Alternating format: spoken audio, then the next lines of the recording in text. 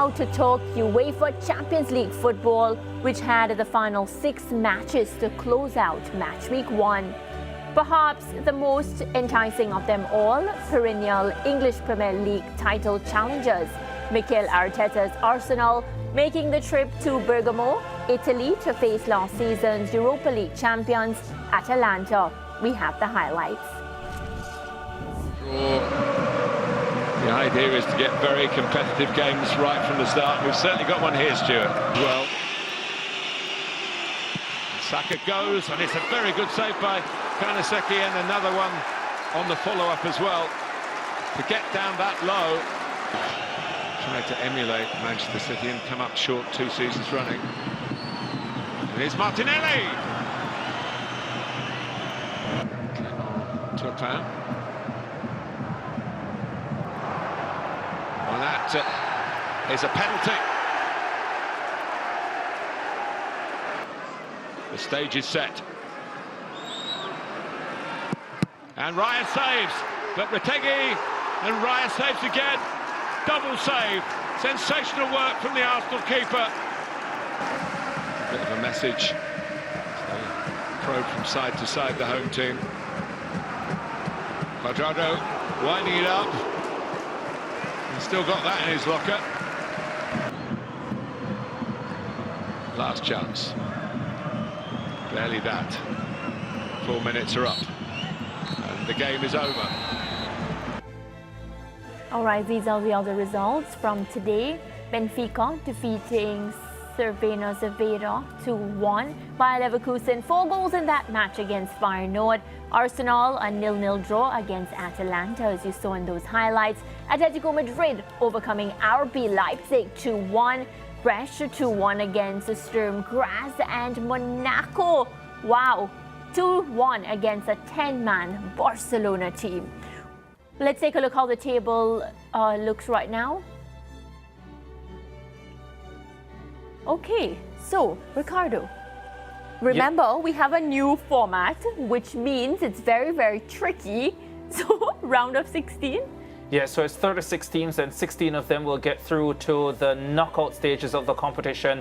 And so what you're looking at there, a number of teams on 3 points, the teams that would have won their opening games over the last 3 days. Of course, we have Champions League football now on Tuesdays, Wednesdays and Thursdays. It used to be just Tuesdays and Wednesdays, but we have the additional day. And then in that third line, we're starting from Arsenal on a point in 16th position at this stage, and then the remaining teams there, those on 1 and those yet to get off the mark. But a long way to go to determining which 16 will make it through to the next round of the competition. Still a lot of football to be played, more football than we're accustomed to in the first stage, the quote-unquote group stage of the UEFA Champions League. I've read many tables on this show before, many standings, but this one caught me off guard. Well, let me get the thoughts now of one of our football analysts, Wanji Arango. Yesterday I started that discussion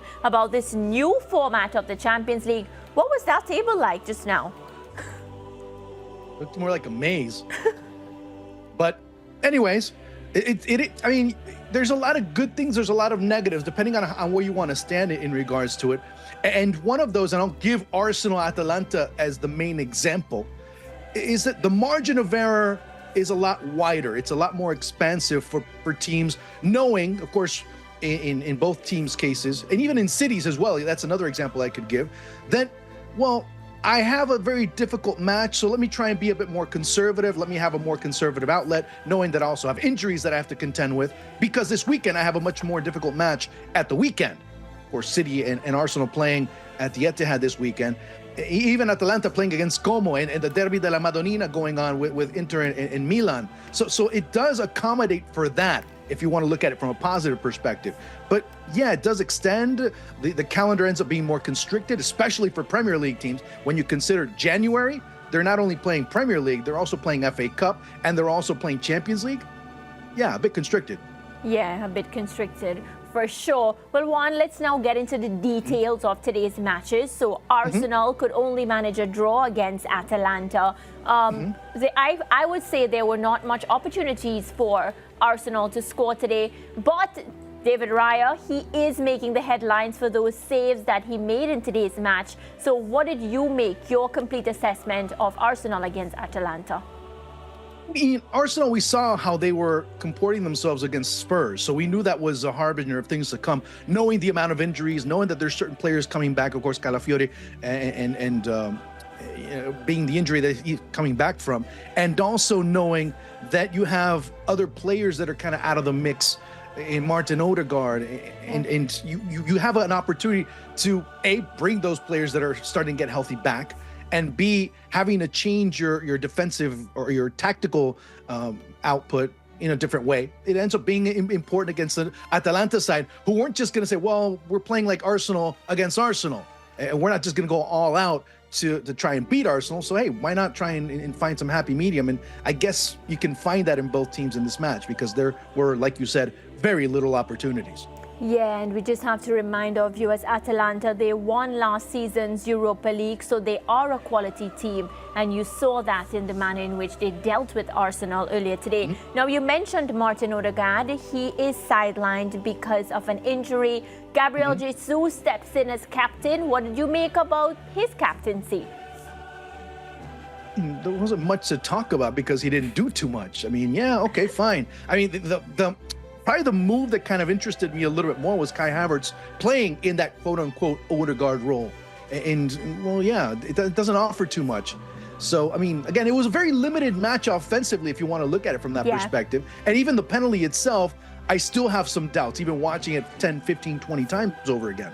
Yeah, and one of the things I tend to do after matches, with the little time I have before running on set to get here to host this show, is I look at the stats, right? And one of the things that really stood out for me on one of the BBC articles is that there were no shots for Arsenal between the 18th and the 75th minute. So if we were to work out the math, then there were really no shots for Arsenal. There really weren't. Yeah.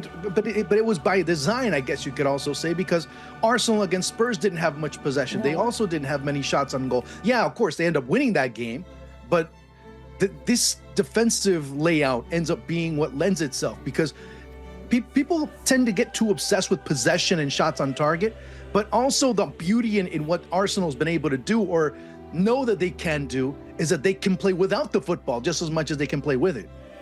Yeah, and Juan, you know, yesterday you said that the game that you wanted to see was that Monaco versus Barcelona game, one of those you were really looking forward to. And I guess it lived up to its billing. Monaco, surprising, I guess you could put it that way. Barcelona down to 10. I know you're going to say they didn't really surprise them. You pretty much expected that they could challenge Barcelona in the way they did today, and they came away with the 3 points.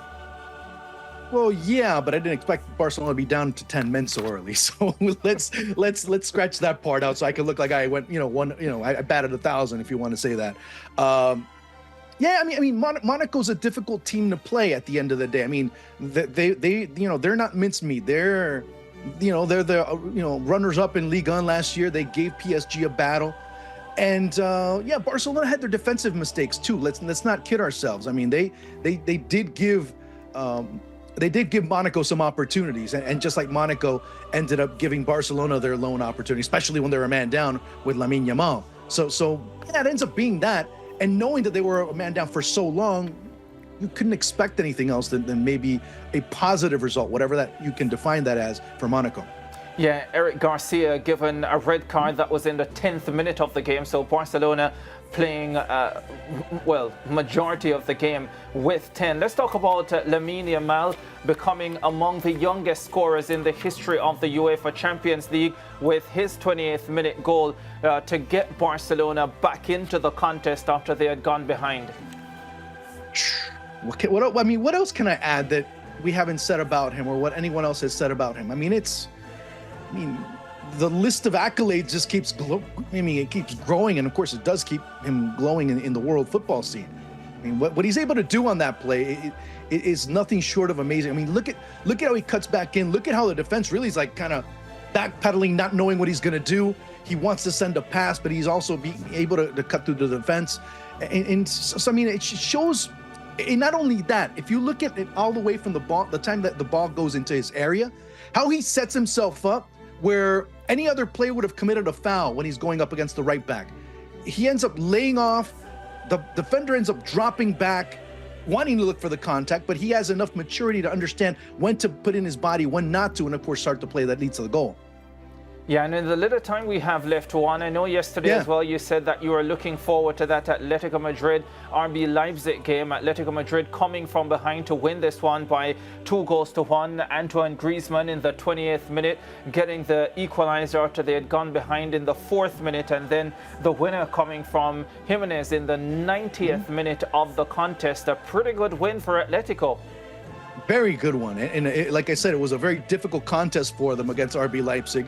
And yeah, they started behind, but again, that connection in the middle, De Paul and Conor Gallagher working together, you're starting to see a lot of it begin to bear fruit. But obviously, with Antoine Griezmann, with now Jose Maria Jimenez becoming a much more viable option inside of the area, hadn't scored in over, I think, 3 years in Champions League. So that also has to be noted as far as the Uruguayan is concerned. So a very good win to start out for starting Champions League for Atleti. Yeah, good match week one. And we're looking forward now to see how that table moves up as the upcoming match weeks, grace us. We'll see how the teams do and how this new format, really plays out, because a lot of us are looking forward to see, what is the end goal of this new format. So I want to thank you so much, Juan J. Arango. Talk to you really, really soon. Hopefully very, very soon. Thank you. Bye. All right, thank you so much. So we're going to take a quick commercial break, and when we come back, we have the best from the world of horse racing. They call it the sport of kings for a reason. So when we return, we will have At the Track. Hope you enjoy.